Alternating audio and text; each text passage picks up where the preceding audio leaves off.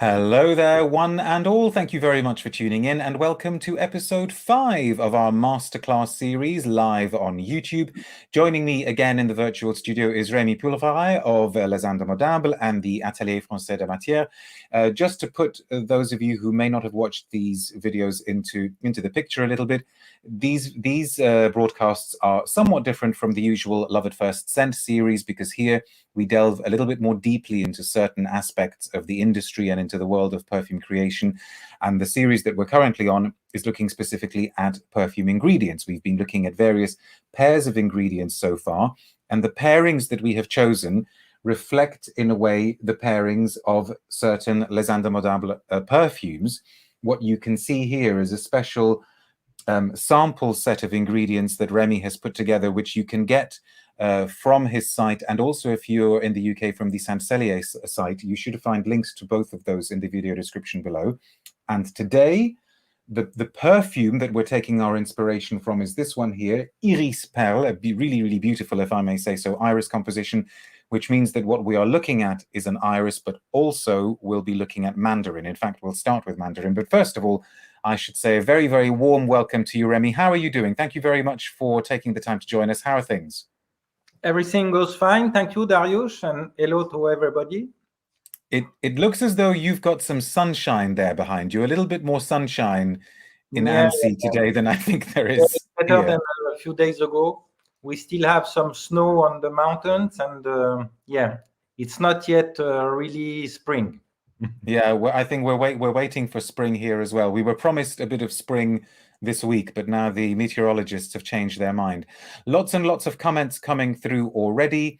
Please don't forget that we would like to put as many questions as possible to Remi as we can. So keep the comments coming. Let us know where it is that you're watching from.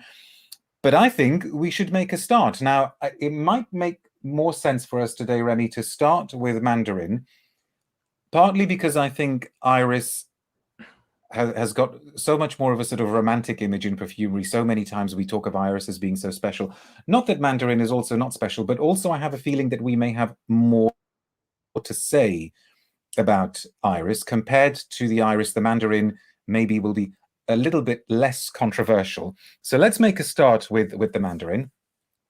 And I guess that's my first question to you. Would it be fair to say that in comparison with iris, the Mandarin situation is much more straightforward, much simpler, the supply chain is clearer, there are not so many issues, there are not so many problems, you don't have to deal with drug dealers and drug barons and things like that. Is Mandarin a simpler situation? Yes, Mandarin belongs to the Italian citruses market, and so you can, it comprises Mandarin, lemon from Sicily, and then bergamot, which is just a few tens of kilometers away on the other side of the Messine, how do you call it, Detroit? What is it? Is it a peninsula or something like that? I'm not sure of the geography. From the Italian side to the Sicilian side. You just cross this little part of the sea to go in Reggio. So you see the bergamot is only maybe 20 kilometers or 30 kilometers from the places in the north of Sicily where you cultivate the winter lemon, the mandarin, the cedra. So all these, you see, citruses have in common that it's a cold extraction. So basically, you peel the skin to get the essential oil. So you have, and it's this fascinating process where it's literally pricked with tons and tons of needles, isn't it? Yeah, exactly. So you have a few machines that have been developed over the last 50 years by the Italian producers, from the sfumatorcio, the pelatrice, the brown extraction, that allow to have different, I would say, nuances in terms of olfaction for these citruses, depending on the technology that we will use to make the extraction. And basically, the two differences are the extraction techniques where you just peel the fruits, then you have some water coming, and then you centrifugate to eliminate all the peels or the pieces of fruits to separate the essential oil from the water phase. And the second extraction techniques, like the FMC or some others, where basically you have the essential oil which is in contact with the juice at some point.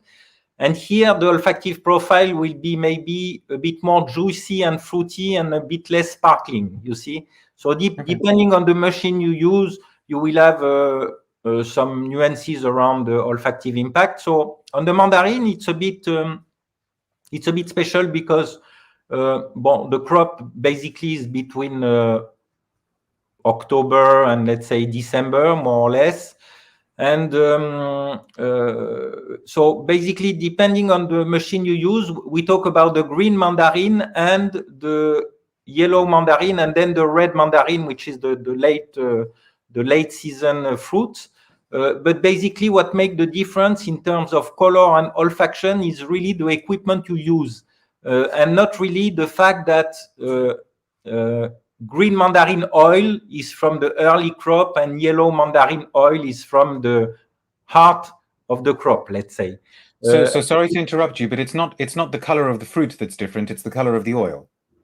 Yes, the color of the oil and the olfactive nuance, because the green Mandarin is much more green and sparkling, and the yellow Mandarin that you can maybe smell is a bit more fruity and a bit more round. So you see, these are the two main qualities that are used in the fine fragrance creation. Something also you need to say about these Italian citruses, and for me, I have been visiting these places very often. Alors, the supply chain is quite stable because it's quite close to us. It's also the Italian producers. You have, let's say, 4 or 5 main producers that are quite medium-sized company with a very good equipment. So you see they manage pretty well the supply chain, the extraction. So let's say that the quality is really good. And these Italian citruses are really the best quality you can find in the world for each of the fruits. For the lemon, the largest producer in the world of the lemon oil is Argentina, but with a very poor quality because it's a very industrial supply chain. So really the best quality of lemon for the fine perfumery is the Sicilian origin. So again, sorry to interrupt you as you're going along, because it's interesting. Why should the fact that it's a more industrial process in Argentina mean that the quality is less?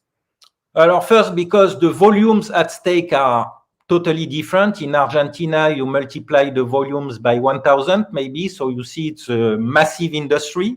So of course, when you process millions of tons of fruits, you don't have the same quality as when you make a smaller production. And also, I think... Okay, hang on, but I'm not understanding that, Remy. Why should the quality be less just because there are more lemons? Because it's just like for the petit grain in Paraguay and the petit grain in other places. But when you make a processing of, when you produce for everything, I think in a production, whatever it might be, shoes, it might be shirts, when you produce in millions, you cannot have the same quality level as when you produce by thousands, because you don't pay the same attention to details, Darius, you see. And I think so is it just a question of quality control? It's not so much.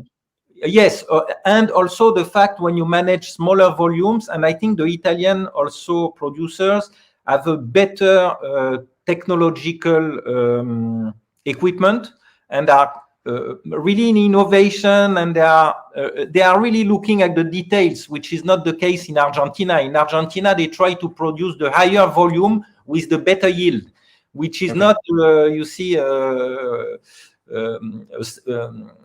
some arguments to have the best quality. In Italy, they produce much smaller volume, but they have different grades, and they start also new extraction processes, and they come up on the market with some very different grades and qualities. So they pay a lot of attention to the details. It's the best quality in each of these citrus fruits, at least for the perfume business. And you Okay. see, for instance, the flavor business, which is using massive quantities of orange or lemon, are getting most of their supply from South America because the prices are cheaper. And the volume at stake, of course, are much bigger for the flavor business than for the fragrance business.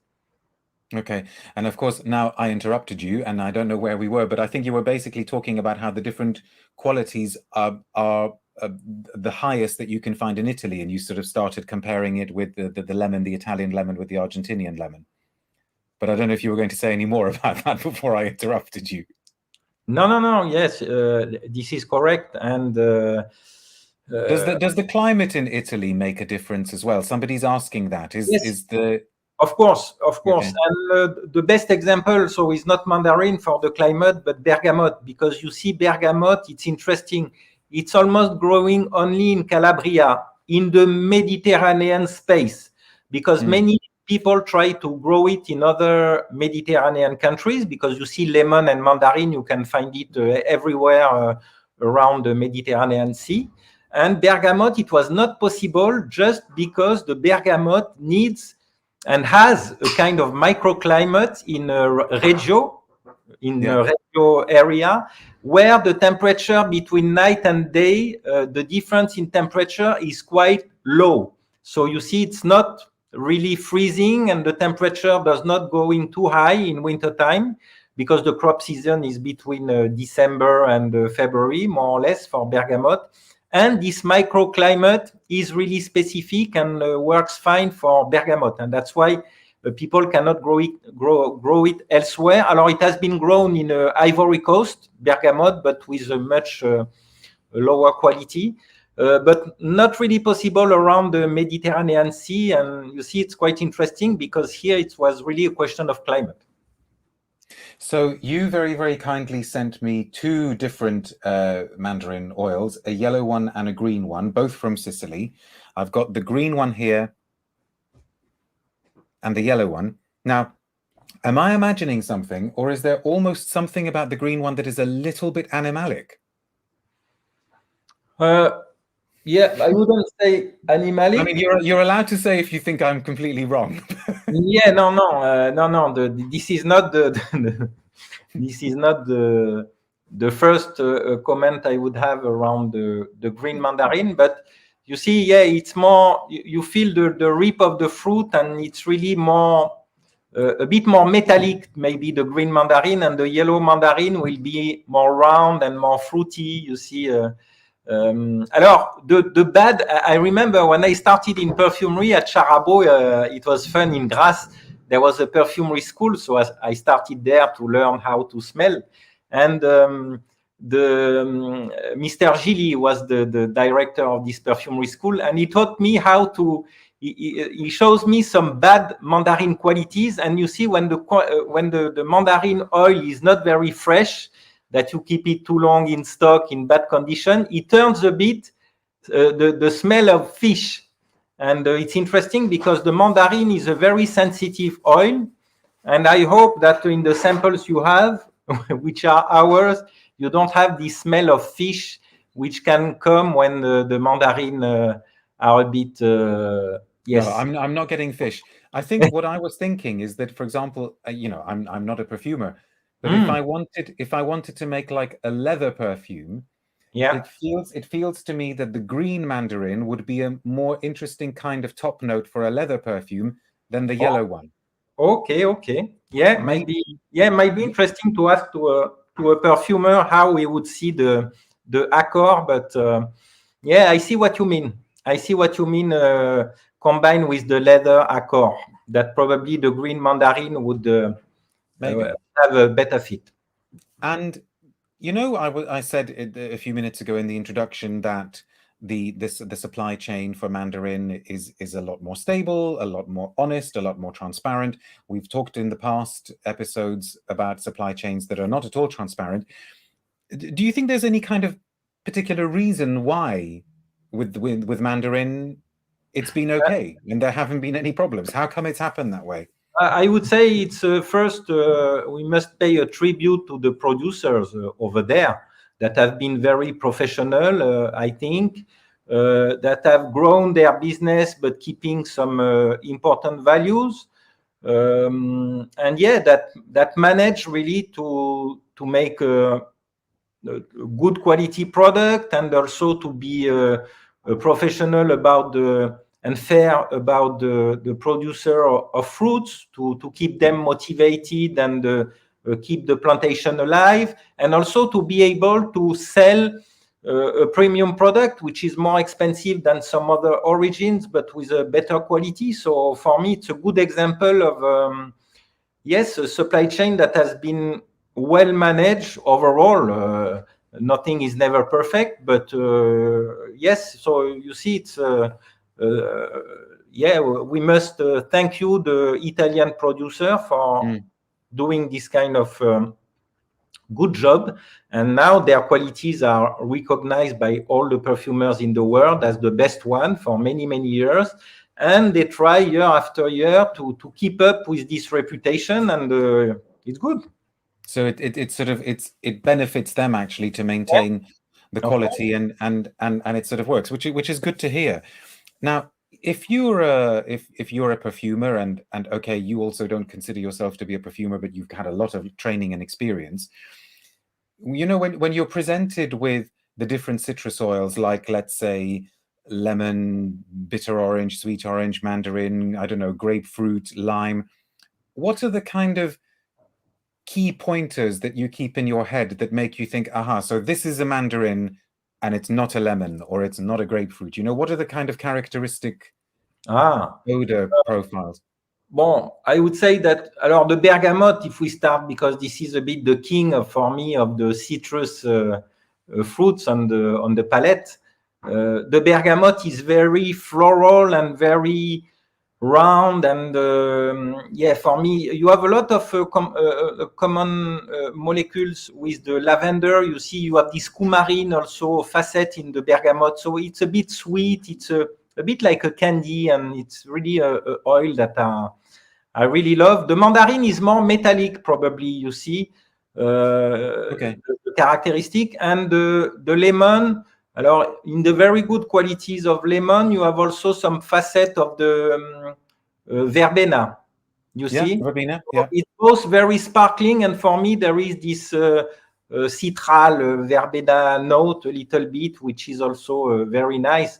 And it's always amazing, and when you smell a very good quality of lemon oil with a normal quality.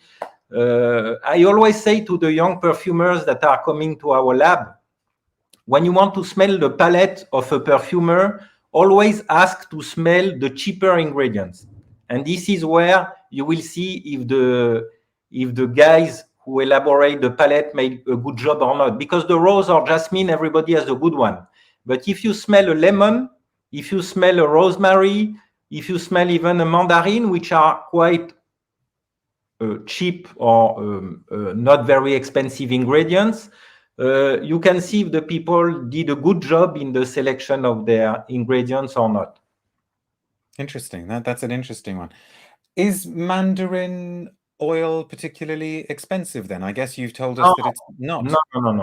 No. It belongs to the oil, which are, let's say, the citrus oils are in tens of euro, or bergamot around 80, 100 euros, depending on the market and on the crop, more or less. But you see, it still belongs to the relatively cheap ingredients if you compare, of course, with the florals or with some other ingredients which are much more expensive. So no, it's still affordable ingredients. Even though it's relatively affordable, is it used?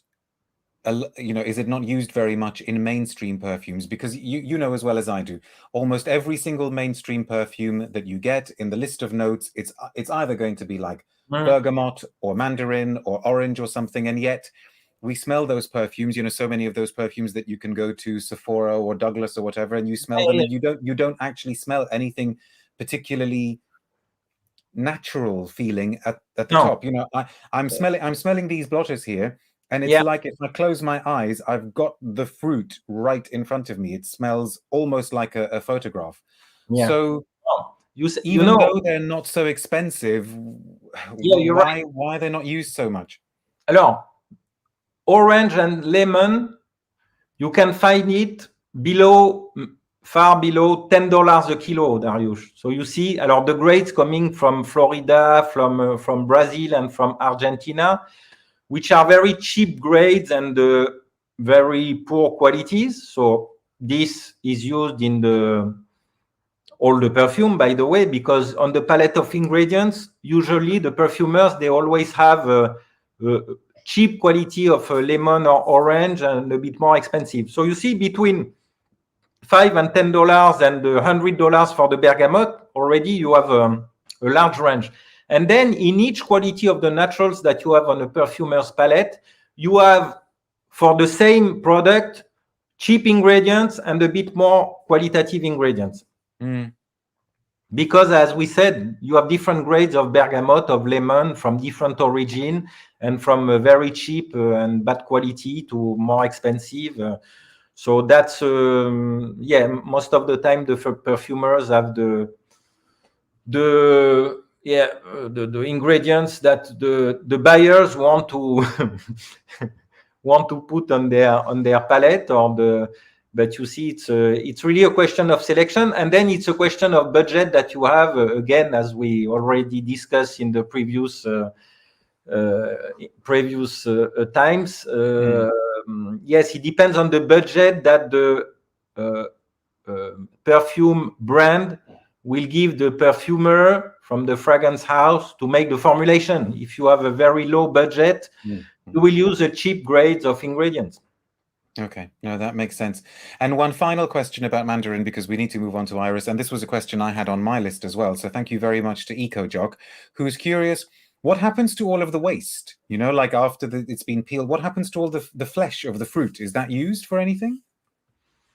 Yeah, now there are some trials, and yes, you can really make some and capture some molecules that are still interesting for perfumers, like the aldehydes, for instance, from some waste of the citrus fruits. So yes, you can recover some waste to make some also interesting ingredients on the perfumer's palette. Ah, fascinating. But not just in perfumery. Does the flesh go to the food industry, for example, or the flavoring industry, or something, or not so much? Yeah, or sometimes to the agriculture. It depends on the waste. When you cannot make something interesting for the olfactive or flavor properties, you can still use the byproducts. And I think now all the producers, especially the Italian one, are aware of that and try really to value the waste like we should do and we must do for all the botanicals we process. But I suppose at least it's organic waste, which means that it will decompose naturally and won't, start polluting the earth and the atmosphere and everything. But okay, so that's our kind of nice, happy, straightforward story. A beautiful picture of smiling Italy with sunshine and, winter crops and everything. Now we need to move on to something a little bit more complicated, which is Iris, or orris, I suppose we could call it. But just to kind of keep things simple, we're going to say Iris. There are as you said to me in the information that you sent me prior to this episode, there are not many ingredients in perfumery which have as romantic or poetic a feel or a kind of energy to them as Iris. We know that Iris is, when it's the real thing, is extremely expensive. But maybe that's where we could start, so that people appreciate actually how long it takes for this thing that we called, the Iris ingredients to come into our perfume. So we should, I suppose, start by saying that the material is, first of all, not extracted at all from the flower, but it is from the rhizome, from the tuber, which is like, it's kind of like a root, but it's not really a root. It's almost like a kind of potato thing, isn't it? So let's start there. There is an iris growing and there is a rhizome in the soil, in the ground. Yeah. That's a very strange ingredient, by the way, because, as you said, we don't use the flower. So basically, also olfactively, it does not belong to the floral family. But it's, I would say it's almost closer to the vetiver, and you see to all these roots. So it's powdery, it's earthy, it's so the smell is a bit strange, and yeah, it's very specific, the smell of these rhizomes. So that's the first characteristic. The second is that the molecules of interest for the perfumery, which are basically the irons. You have a few of these molecules belonging to the gamma iron, the alpha iron. So you have a few irons that are in the composition of the orris roots, which make the smell basically of the orris extract. But this needs so when you grow the iris and when you harvest it, then you need a few years to keep it a few years in stock to have these iron molecules develop. And but Remi, you're jumping ahead a little bit, aren't you? Because you can't even take the rhizome out straight away. First, you ideally want the rhizome to be 3 years old in the soil, right? Yes. So there's one kind of crop of iris flower that dies. You wait for another season. That dies. You wait for another season. And basically, then after the 3 years, when you remove the roots, you keep a part of the roots that you will multiplicate, so to plant it again, and you will take only a part of the rhizomes, so which is made of several bulbs. And am I right that at this stage, even though it's 3 years old, if I were to cut into it and if I were to smell it, I would not be smelling what I consider to be iris, right? No, not much. No, okay. Yeah. So we're at that stage of the process. We already have like a flower, we can say, or a bulb that's 3 years old. Then I take those rhizomes, and then you said we have to keep it in stock? Yeah, for another 3 years. Alors, this is the traditional method, because now it has been a bit improved by the fermentation process or the enzymatic process to accelerate the aging of the roots. And stick with the traditional process. Stick with for the one. So when you say 3 years plus 3 years, so it means from the day when you say keep it in stock for 3 years, that needs to be kept in kind of special conditions, I suppose. You can't just in the back of your car, right? Let's say low humidities to not have some bacteria multiplication of bacteria, or sometimes people slice it, and then you will in dry conditions and at controlled temperature. But basically there is no other specific storage conditions. And then after the 6 years, you can make the extraction of the roots to produce your butter or your oil or your resinoid. And I've got to interrupt you again. So after those 6 years, yes, if I take the rhizomes and if I smell them, will I be smelling much? Yes. After the 6 years. Okay. So before we carry on with the process, one question that I had, and I'm not surprised other people have got this question as well, but we'll take Gavin's. Do we know who was the first person who discovered that if you wait for 6 years, you get this amazing smell out of the iris rhizome? Yeah, that's always, I think at some point, the people probably in the past, so centuries ago, I guess, because it's a long history, or iris, it's not a new ingredient on the perfumer's palette or on the medicine palette, because as you know, before perfumery, you had the herborists that were using most of the natural we use today to cure the people. So probably they kept some orris in stock because they could not sell it. And after keeping it in stock, they find out, because last year when I went to see one of our producers in Tuscany, I was impressed. I was with Valerie, by the way, and we were really impressed entering the storage area to smell. It was really a very, very strong smell. So you see, the people probably realized by just storing the roots that when they keep it a bit more, it was smelling a bit more. And probably they do some trials to make it longer. And then when the chemistry arrived, probably they did some analysis to confirm by the study of the molecules inside the iris roots that there was some specific molecules that were increasing in percentage and that were responsible for the flavor of the product. No, that makes sense. I guess it was one of those happy accidents, but it just seems so I love these sorts of stories. But again, anyway, I interrupted you. So we've come to the 6-year point. You've got the rhizome. How am I going to now make my iris butter? Alors, then you make a distillation, hydrodistillation, and basically, with a very, very poor yield, because the yield is around 0.2%. So you need 1 ton, 500 kg of orris roots to make 1 kg of butter. So you see the cost, because we talk about the cost of orris butter, if you have good quality of roots, that will be above 10,000 euro a kg, and sometimes much more. Just as a comparison, Remi, for example, how much is a kilo of a good quality rose? Rose essential oil, you will be in the range of 5,000. So the iris is, for example, double of that. Or more than double, multiplied by 4, let's say. Multiplied by 4. So not only is there a time factor, but there is also a yield factor. The yield is low.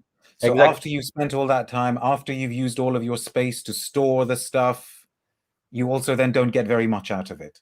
Exactly. So you see, and that's also the problem of the supply chain, because then when you come to the discussion of the supply chain, as we said in the previous discussion we had, that the buyers today, especially in the big companies, they tend to buy from hand to mouth and really not to have this kind of long-term partnership and responsible purchases. And when you need 7 years, 6 or 7 years to produce a raw material, Dariush, you can imagine that if you don't have a long-term partnership, it's dead.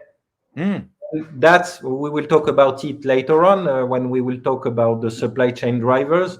But one of the reasons why the best qualities and the best producer of orris died more or less one after the other is because of these bad management practices and because of this very long time that you need to take into consideration when you want to source orris. And I've got so many questions coming, actually, unsurprisingly, about this one, that I want to take as many of them as possible. But maybe this is a very, very obvious question for me, but I want to put it to you. Why is it that it is so precious to perfumers, putting aside the smell? Because we know that the smell is beautiful, but that also could be a subjective thing.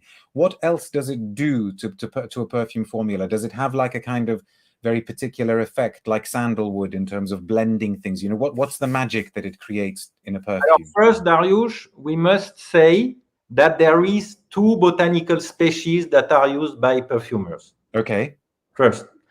The first is the pallida species, which is the more qualitative, produced more or less in Italy, in France, a bit in China, or some poor qualities, far away. And then you have the Germanica species, which has not at all the same smell and interest for perfumers, that is produced in Morocco and in some also in the Balkans region or in some other countries. So these are basically the 2 different species that are used, but the king and or the queen of the iris is really the pallida.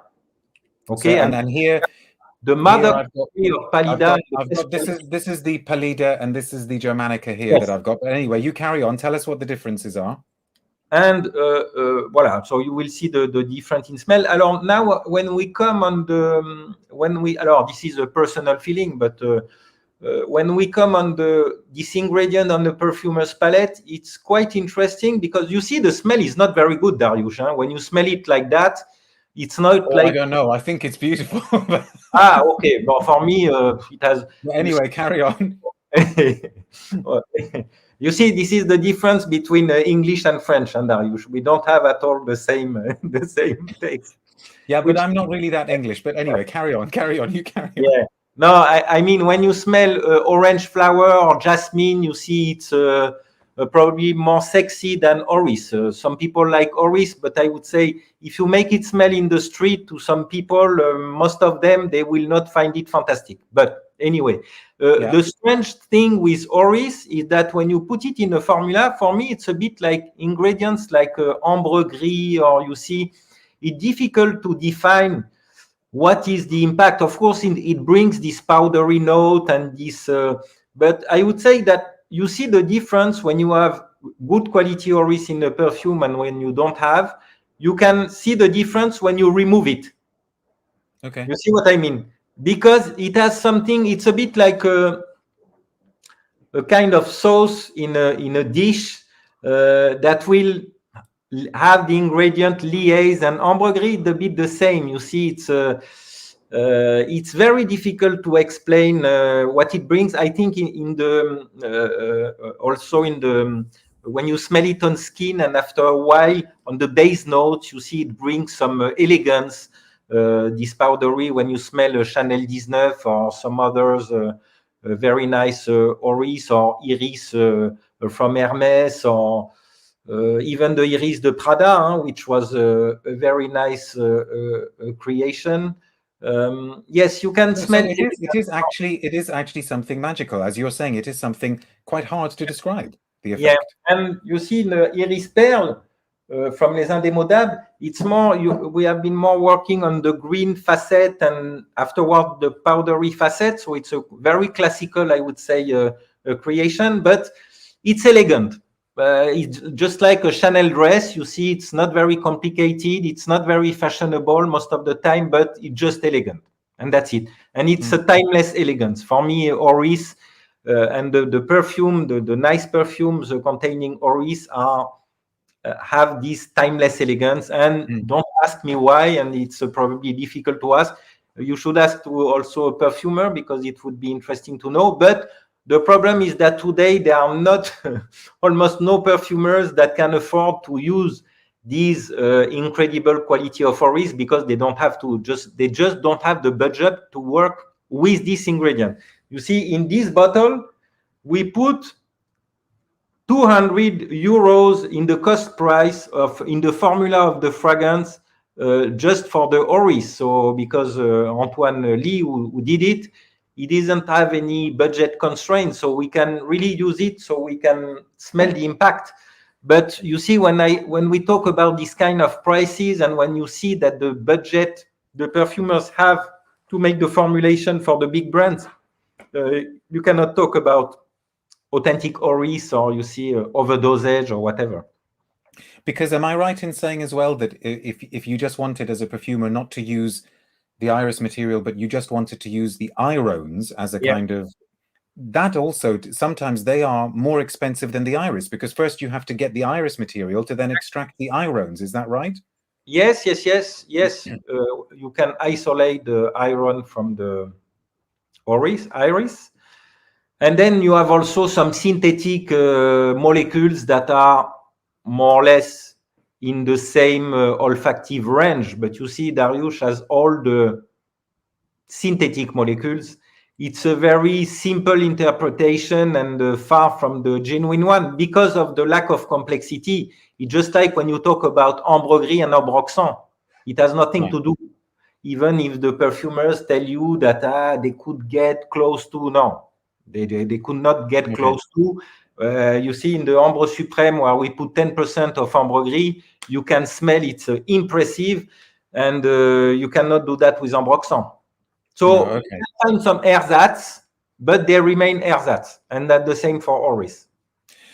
We should talk about the supply chain now. In the information that you sent me before, the term that you used, that you said that the perfume industry's love affair with iris is being tested at the moment, and I was intrigued by that. So tell us a little bit about where the tests were coming from. For example, maybe you could start by explaining why Italy is producing so much less than it used to.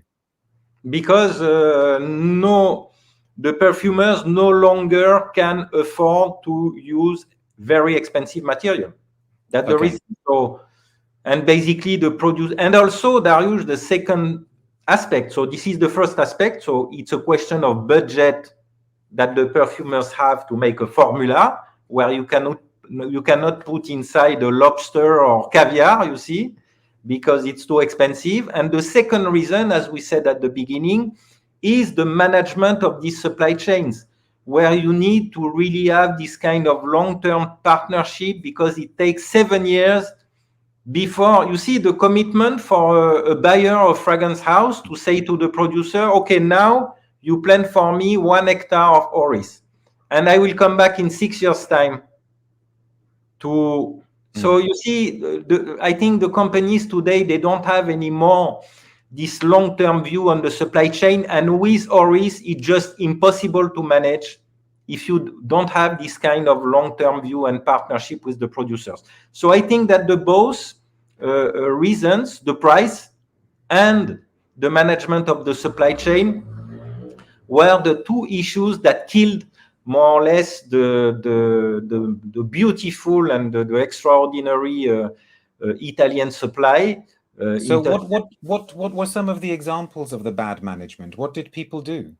No, they just they just think that they are buying things that are produced when they place the order, you see, and they just call the producer when they need it, and the guy says, sorry, no, I don't have enough. Or you cannot work like that with agriculture, especially when you have this kind of 6 years of timeline, which is very long before you get the product, because you can imagine that the farmer needs to invest to plant the roots without knowing 6 years later if all the investment he has done, I don't not talk about planting it, because then you need to maintain the soil every year, then you need to uproot and to harvest, then you need to clean it, and then to store it. So you see, there are so many tasks and care during these 6 years. If behind that you don't have a buyer that will tell you, okay,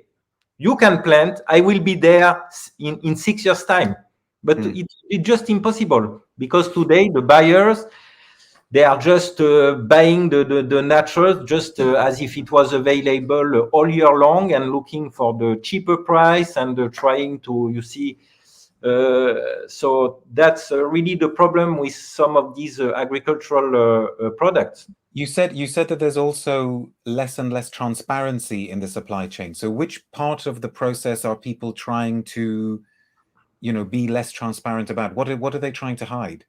I think, you see, as it is a very expensive and complex product, as we said about this molecule of irons inside, you have, for instance, I just talked with a producer of orris in Morocco that told me that, of course, they try to grow Pallida in Morocco. Pallida, in Morocco, they mainly produce, so little cooperative close to Marrakesh in the south of Morocco.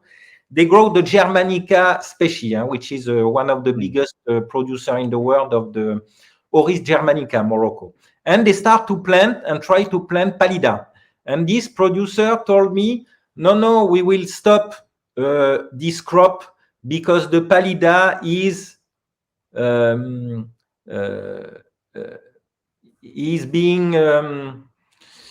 changing in Morocco with the soil, and you see it's turning bad, basically. So you have some adequate soils, and actually Morocco doesn't seem to have the right one. So basically Pallida, you find it in Italy and France, a little bit also France, where you have the adequate soils. But yes, the traders, basically, as it is very complex, sometimes they are mixing the roots, they are mixing the origins, and then it's very difficult to know. They try to, and you see, the longer you need to manage the crop from the plant that you harvest until the aging process, etc. the maximum of mistakes and of bad quality you can have, because of course it's you have many. It takes too long time. You see, Dariush, Yeah, and I guess the longer the process is, yeah, with the the more longer the stages, the more process, opportunities there are. the Yeah. more opportunity you have to adulterate the product or to kill the product because it was not in a good storage condition. And the trader, when they get all these roots that are very expensive, they try to sell it and then they mix it. So it's really complicated to trace Okay. all that and to make sure that you have the quality. The only solution, Darius, is to make this kind of long-term partnership directly in the field with a cooperative, to have the direct access to the roots and not to go through some middle producers or middlemen where you will lose the tracking of the origin and of the quality. No, makes sense. Now I must take some questions from people watching because there are so many. Let's take some questions. First one is from Woozy, who says, how is the production of iris resinoid an absolute different? And in what situation would you use each one? Because it feels like we very rarely see the resinoid being used. So is there anything you can tell us about that? Yeah, alors resinoid, basically, it's just a question of name between resinoid and absolute. Resinoid is when you make the solvent extraction from a dry raw material. So basically, if you make the hexane, today the producers are using hexane extraction, you will get an orris resinoid. And then from the butter, the essential oil, basically, that we call the butter because you get a kind of solid after the distillation. If you remove the waxes and if you make the also some extraction from there, you can get what we call the absolute. But most of the time, the perfumer, they use either the butter or the resinoid, which is the solvent extraction from the roots. Okay, that makes sense. Going back to the original aging process, Rich Mitch is saying, does the smell improve the longer it is stored? You know, why did people come up with the decision to, you know, wait for not 3 years and not 4 years? Did they decide that actually after 3 years, that's kind of it? You're going to get it as good as it's going to be, or what? Yeah. We made a trial a couple of weeks ago. Okay. Now we are identifying a new place to grow that by ourselves, and we harvested some roots that were 20 years age. They were wild, more or less. Alors, it was very interesting because they were here for 20 years, becoming wild, because it was an old plantation that has been abandoned, and we got the roots basically from the wild. So we made the analysis with the GCMS and all the equipment we have. And it was interesting because we could still have some identify the irons, but the many of the olfactive profile was no longer there, or it was really not very good. But you could still have, we could identify that it was a Pallida species, and but the testing was quite interesting. So yes, you realize that if you keep it either in the soil or in storage too long, you will lose little by little the interesting facet and molecules that are in there's a very definite optimal point. Now, that's fascinating. Gavin's got an interesting question here. He says, are there no other sources of irones in the natural world? Is there any other plant that has irones in it? That's a good question. I'm not sure I can answer this one because it's very technical. I've not heard of other iron sources at least in the botanical plant that we are using or that we are knowing, at least in the perfume world. But well, no, I mean, it doesn't matter, but it's a good question. I wondered if maybe I don't think so, but I will check. Alors, the problem is not to identify iron because maybe you have. The problem is really to have a high level of iron, because you see in the iron roots you have between 15 and 20% when you make, so it's of a quite iron percentage. If you would have 1 or 2%, then again, you have the problem of the cost of the extraction, because you need to isolate a molecule that is present at a very, very low percentage, and then it's not very interesting. No, it's perfect that you said that, because we had one question as well from Musk in Heaven, who says, what is the highest iron content that Iris pallida can get? So I guess you just said it's up to about 20%, is it? Yeah, and I think we can go higher than that, but yes, I would say between 15 and 25% even. And so as I said, now the many producers, they don't make the 3 years aging process, because thanks to some enzymes, you can accelerate the aging process to a few months, which is not To a bad. few months. To a few months, and get. So at what point is this? So do the rhizomes still have to be 3 years old? Yes. Okay, so you get your 3-year-old rhizomes, but then at that point, you can save yourself 2.5 years or something. Yeah, using some specific enzymes that you will put together with the roots, and that will help the iron content increase significantly after only a few months. And how does it smell? Do they smell okay, those ones? Oh, yeah, of course it smells okay, because this is exactly the molecules that you are looking for, that have been raised much faster. So does that bring the cost down? Yes, at some point, but there is a cost for the enzymatic process. So, but I would say that it saves some time. So yes, it makes the process a bit less tedious, and that's of course interesting, without damaging the overall profile of the extract. But is that something really, really quite new, or is it already being done quite a lot? Alors, I've heard and I've seen some different processes from different producers, and now you have new routes that are being developed. So basically, it's enzyme. This is controlling also the temperature and the pressure, because some of these are done under pressure. So there are many research on the field, because it's a very interesting question. So yes, I would say that you have 2 or 3 different means that are all starting from these from enzymes, basically. But no, that's an interesting field of research in the perfume flavor industry. Now, time is nearly over. We should just talk a little bit about, we said that the production in Italy is decreasing for various reasons. We touched on the fact that maybe there are parts of the process that can't be quality controlled as much, maybe in Morocco. But what does the future lie with Iris production? Are you worried about the supply chain, or is there maybe hope that there will be opportunities to develop relationships with producers? How does the future look?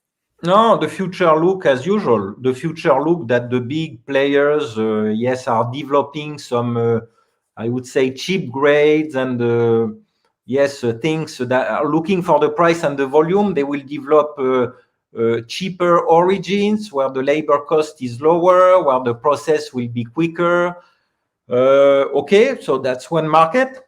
But I still think that some niche brands are going to invest again, and I hope, and we are pushing for that. We have some project there to really keep this beautiful product alive. Alors, it will be only for a very small percentage of the users, but the most important for me is that these extraordinary products and quality stay alive, and just to find a few clients or the few brands that will understand that, and put the efforts and investment to have this long-term vision, as we said, to support the producer and keep these treasures still there for the perfume business. But it will be, we don't need many brands to commit, but I think that's a very interesting story. And yes, this is the objective today, you see, to try to have because at the end of the day, the brands are really responsible for that, because That's where the ingredients end up in the formula that are in the perfumes. And I think there are a few players today that are aware of that. And I have a good hope that all this can increase again in the near future. And what about the people growing that you mentioned in Eastern Europe? You said that there's some growing being being done in Poland and some other Eastern European countries. Does it look as though the quality coming from there might turn out to be good? Yes, alors you see, it's the beginning. You need to really also learn to grow, to harvest, and this kind of plants. So it's a learning curve that will take some years. But yes, but they will have the same problem at the end of the day that we have in Italy today, where there is a long history. And for me, it's important to keep this heritage in Italy. But the other producing country will face the same issues, at least for the small producers, to have this kind of long-term commitment with the buyers. Yeah, and I guess if they don't develop those relationships, then then the business will collapse and it won't be sustainable. Remi, as always, thank you so much for your time. Thank you very much for the insights. I think we can see from the questions that were being asked and from the engagement that people found that really, really fascinating as always. Thank you very much for putting together the set again. Hopefully we'll be able to do episode 6 in May, but I will put the information out about that. We haven't even decided what the next 2 are going to be. It's always going to be interesting finding out what the next 2 are going to be. But thanks very much for watching, everybody. Thank you for your time. Thank you. And see you again soon, hopefully. Yeah. Have a good evening. Thank you. And Bye-bye. you as well. Take care. Bye.